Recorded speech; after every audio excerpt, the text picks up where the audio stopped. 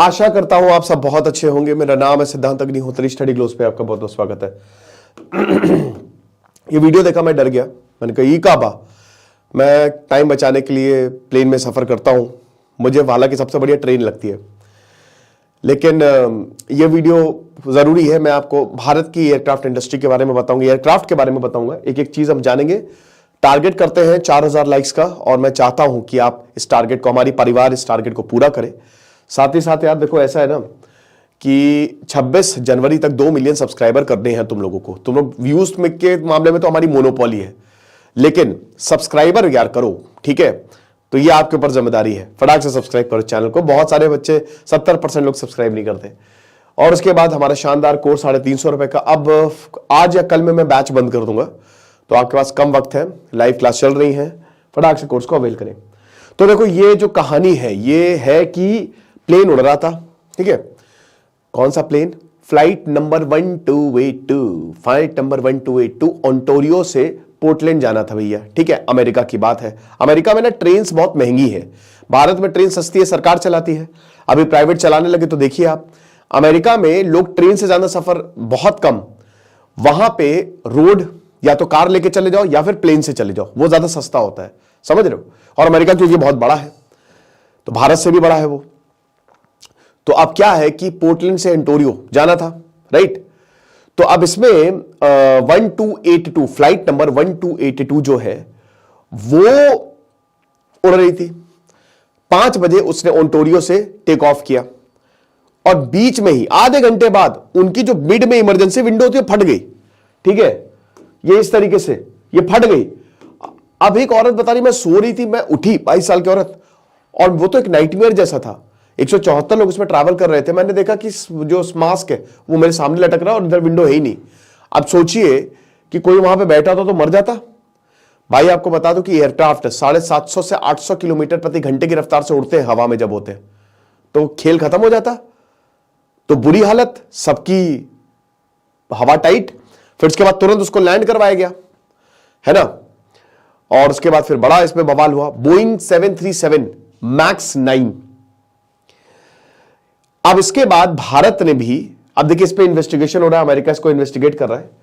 भारत ने भी, ये है आपका बोइंग, भारत के डीजीसीए ने, हालांकि भारत में बोइंग 737-9 नहीं है, लेकिन 737 मैक्स 8 है भारत में। तो भारत ने बोला कि भैया ऐसा है, देखो 24 जनवरी तक सारे इमरजेंसी चेक्स करो, समझ रहे हो?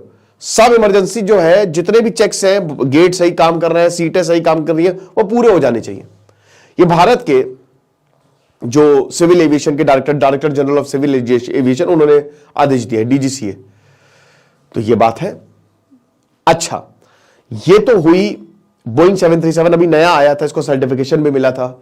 कैसे हो गया? हो जाता है कभी कभी, लेकिन ये डेंजरस है ना, क्योंकि आप समझिए कि लोग यहां पे ट्रैवल कर रहे हैं, तो लोगों की, मतलब जो लोग उतरे उन्होंने कहा कि भाई हमको तो लगा बचेंगे नहीं। अब हम थोड़ी एयरक्राफ्ट इंडस्ट्री की बात कर लेते हैं। आपको बता दूं कि भारत जो है वो एयरक्राफ्ट नहीं बनाता है। 1932 में जेआरडी टाटा जो है, उन्होंने, मतलब टाटा इंडस्ट्री जो है वो एयर इंडिया लेके आई। 1947 में भारत ने बोला कि भैया देखो एयर इंडिया तो हमको चाहिए, 49% खरीद लिया। फिर 1953 आते आते 100% भारत ने खरीद लिया, एयर इंडिया को खरीद लिया टाटा से। और एयरलाइंस, भारत में आजादी से पहले हमने हवा उड़ान भरना शुरू कर दिया था। हालांकि 100 साल ही हुए हैं एयरलाइंस जब वाइट ब्रदर्स ने एरोप्लेन को बनाया था, ठीक है? तो अब हुआ क्या कि हमने, मतलब एयर इंडिया ने पूरा एक्वायर कर लिया, और अभी फिर पिछले साल वापस टाटा ने एयर इंडिया को एक्वायर किया। अब आप बोलेंगे सर है, हाँ क्यों? क्योंकि हर दिन 18 से 20 करोड़ एयर इंडिया लॉस झेल रही थी।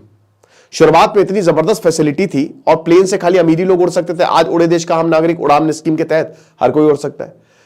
तो 18,000 करोड़ का लॉस सालाना, बुरी हालत।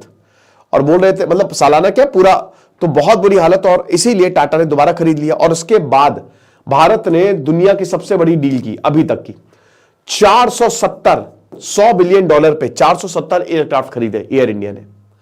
अब ध्यान से देखिएगा, इसमें कौन कौन से एयरक्राफ्ट थे। पहला था बोइंग 737, 747, 777, 787, ये सारे एयरक्राफ्ट आते हैं। और दूसरा था, हालांकि इसको 220 के करीब 220 बोइंग एयरक्राफ्ट थे, और 250 था एयरबस। एयरबस 319, 320, 321 इस तरीके की सीरीज में आते हैं, ये 250 थे। तो 470 एयरक्राफ्ट खरीदे गए। अब आप जो इंडिगो ये सब देखते हो ना, एयरबस के ही हैं। अब आप बोलेंगे सर ये है क्या? ये है प्लेन्स, ठीक है। अब ये जो प्लेन आप देख रहे हो, ये एयरबस बनाती है फ्रांस और बोइंग बनाता है अमेरिका। और इन दोनों की अभी पूरी दुनिया में अगर एयरक्राफ्ट मैन्युफैक्चरिंग की बात करें तो मोनोपोली है।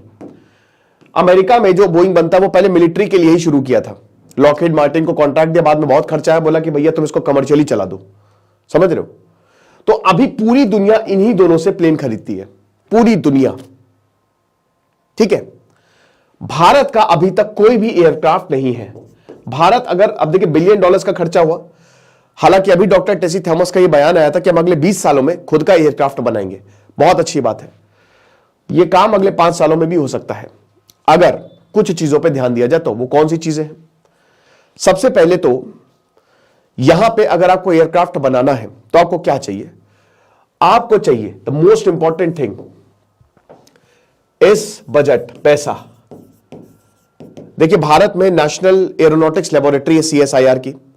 भारत में प्रोजेक्ट चले हैं। सारस प्रोजेक्ट चला था 1991 में, NAL बना, उसके बाद इसको लॉन्च किया गया। और सारस प्रोजेक्ट पहले रशिया के साथ किया था। एक तरीके भारत ने ब्लंडर की हुई है, बताऊंगा मैं। तो भारत ने सारस लॉन्च किया, सारस 2004 में आ भी गया, कमीशन भी हो गया, लेकिन फिर एक्सीडेंट हो गया। आई एम सॉरी, इस पे दोबारा से काम बंद हो गया। लेकिन फिर सारस पे काम जो है वो शुरू हुआ है 2017-18, मतलब काम चल रहा है। जब USSR का विघटन हुआ तो हमने इन्हीं के साथ ही एग्रीमेंट साइन किया। चाइना हमसे आगे है। अगर एयरक्राफ्ट बिल्डिंग की बात करें तो चाइना हमसे आगे चल रहा है। और चाइना हमेशा कहता है कि अमेरिका और फ्रांस की मोनोपोली है। कैसे? अभी मैं आपको बताऊंगा। अमेरिका की वजह से हम लोग एयरक्राफ्ट नहीं बना पा रहे, कैसे बताऊंगा अभी।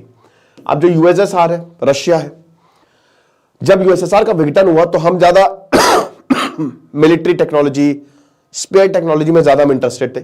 चाइना ने बोला हमको तुम्हारी एयरक्राफ्ट टेक्नोलॉजी चाहिए, क्योंकि आपको पता है कि जो कॉम्बैट एयरक्राफ्ट है उसमें रशिया का कोई भी सामना नहीं है। रशिया जो मिलिट्री एयरक्राफ्ट है बहुत जबरदस्त बनाता है। और चाइना में बहुत सारी यूनिवर्सिटीज हैं। तो एक तो पहले हमको चाहिए पैसा, बजट। अब पैसा जो है ना वो अच्छा खासा चाहिए, क्योंकि एक एयरप्लेन को बनाने में, अभी जो एयरप्लेन बनता है वो फ्रांस में बनता है, कैलिफोर्निया में बनता है, ठीक है, सियाटल के पास नहीं, मतलब हाँ फैक्ट्री तो मैं भूल गया, लेकिन ये पूरा बनाया जाता है। और 9 दिन के अंदर बोइंग का जो एयरक्राफ्ट है वो 9 दिन के अंदर बनकर तैयार होता है, 9 दिन के अंदर मात्र। तो सबसे पहली बात तो आपको इतनी बड़ी फैक्ट्री चाहिए, टेक्नोलॉजी चाहिए, ठीक है। अभी हमारे पास वो टेक्नोलॉजी नहीं है। हम रिसर्च और डेवलपमेंट हमारे पास एयरक्राफ्ट का अनफॉर्चुनेटली उतना ज्यादा नहीं हुआ है, समझ रहे हो। दूसरी चीज, बहुत सारी यूनिवर्सिटीज जो हैं वो एरो इंजीनियर जो है, ठीक है, एरोस्पेस इंजीनियरिंग या एयरक्राफ्ट इंजीनियरिंग, भारत में बहुत ही चुनिंदा यूनिवर्सिटीज हैं। चाइना में ढेरों यूनिवर्सिटीज अभी बनी है, और भारत में इस पे एरोस्पेस इंजीनियरिंग या फिर एरोनॉटिकल इंजीनियरिंग पे इतना ध्यान नहीं दिया जा रहा है। जो बच्चे एरोनॉटिकल इंजीनियरिंग करते हैं वो बाहर भाग जाते हैं, तो हमको पहली बात तो उनको रोकना है, समझ रहे हो। तीसरी चीज, इसमें जो लगता है, जो एलॉयज लगते हैं, ठीक है, आपको पता है ना, एल्यूमिनियम और बहुत एलॉय क्या होता है, 2 मेटल का मिक्सचर। एरोप्लेन इतनी आसानी से उड़ जाता है, उसके लिए आपको लाइट मेटल चाहिए, ठीक है, एलॉयज चाहिए। हम बहुत सारे एलॉयज इसमें इस्तेमाल करते हैं, बहुत सारे मेटल्स इस्तेमाल, वो अभी उतनी क्वांटिटी में हमारे पास नहीं है, वो हमको बाहर से मंगाना पड़ेगा, जिसके लिए अगेन पैसे की जरूरत पड़ेगी। एक तो ये फिर उसके बाद असेंबली लाइन और कनेक्शन। क्या हो गया मुझे, कहां बनाओगे, फैक्ट्री वाली बात। और क्या आपके एयरक्राफ्ट पूरी दुनिया खरीदेगी? देखिए, एयरक्राफ्ट पूरी दुनिया कैसे खरीद सकती है? FAA ये अमेरिका की एजेंसी है, ठीक है, American aviation, federal of American aviation. और EASA ये यूरोप की एजेंसी है, ठीक है। कभी भी एयरक्राफ्ट बनता है तो उसको मिलता है सर्टिफिकेट, समझ रहे हो। और अगर आपको ये सर्टिफिकेट मिला है तभी आप पूरी दुनिया को एयरक्राफ्ट भेज सकते हो। इंडिया एयरक्राफ्ट बना तो ले, लेकिन जब वो कहीं उड़ेंगे ही नहीं तो फायदा क्या है, समझ रहे हो। तो अब वो मान लो इंडिया ने एयरक्राफ्ट बनाया तो उसको अमेरिका और ये यूरोप सर्टिफिकेट देगा, तब जाके वो मान्य होगा और पूरी दुनिया में वो उड़ सकेगा। तो चाइना बोलता है कि जो सर्टिफिकेशन प्रोग्राम है ये यूरोप और अमेरिका अपने हिसाब से मैनिपुलेट करते हैं, और अब कोई भी प्लेन बनता है तो वो बोइंग और एयरबस जो है उसी को देख के बनाया जाता है। इंडिया अगर प्लेन बना भी ले तो डोमेस्टिक तो उड़ा देगा, लेकिन बाहर नहीं उड़ेंगे। लेकिन इंडिया बहुत बड़ा मार्केट है, तो हम डोमेस्टिक भी बना ले, कोई प्रॉब्लम नहीं है। अगर तुम सर्टिफिकेशन ना भी दो तो भी कोई प्रॉब्लम नहीं है, तब भी बिकेगा तो है ही है। हालांकि ये पूरी दुनिया के ऊपर है कि क्या वो हमसे लेते हैं प्लेन, नहीं लेते, बट हमको अपने लिए काम करना है, राइट। क्योंकि डोमेस्टिक ट्रैवल भी भारत में बहुत ज्यादा बड़ा है। और आपको बता दूं कि अगर ये एयरक्राफ्ट डोमेस्टिक बनने लगे, भारत में बनने लगे, तो जितना आप एक AC-2 का किराया देते हो ना, उतने में ही आप 50% से कम हो जाएगा। जो आपकी ट्रैवलिंग होगी ना वो 50% से कम हो जाएगी, ठीक है। तो ये चीज है। फिर उसके बाद इंजन जिस तरीके का बनता है वो भी अभी प्रॉब्लम है भारत में, ठीक है।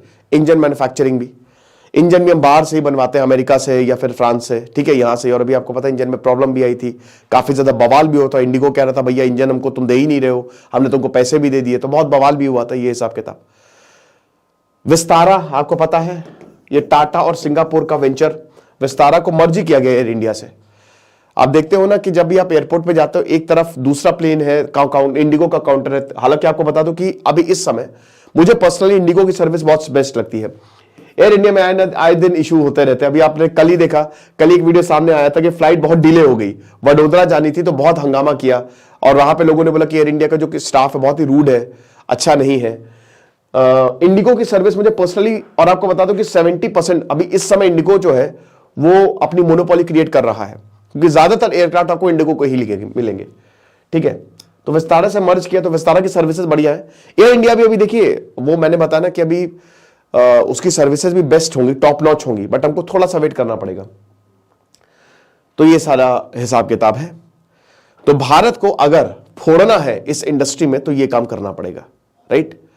बाकी जो है सो है, देखेंगे आगे क्या होता है। कुछ नहीं, पढ़ते रहिए। दिस इज सिद्धांत अग्निहोत्री, साइनिंग ऑफ।